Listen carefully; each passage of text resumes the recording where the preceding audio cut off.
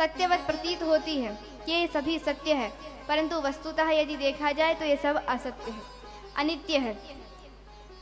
जब आकाश आदि जो सत्य वस्तु हैं, वस्तुतः वे आकाश आदि आकाश, वायु, पृथ्वी इत्यादि ये सब भी असत्य ही हैं, क्योंकि जब प्रलय आता है, महाप्रलय के बाद ये सभी भगवान परब्रह्म परमात्मा में विलीन हो जाती हैं। ना ही आकाश रहता है, पंच भौतिक ज्ञानेन्द्रिया, पंच कर्मेंद्रिय इत्यादि सभी परमात्मा में विलीन हो जाती हैं।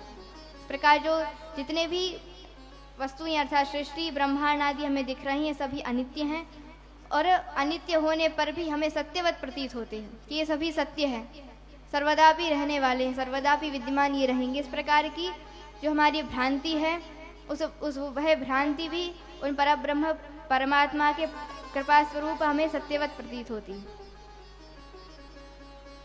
अब ये जो हमें सत्यवत प्रतीत होता है जगत, किस प्रकार सत्यवत प्रतीत होता है?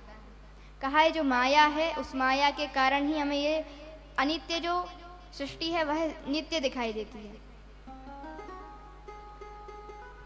किस प्रकार की वह माया है? कहा है जो माया सब जगह ही नचावा। ये जो माया है, उस माया से ही सारा जगत प्रचलमान है।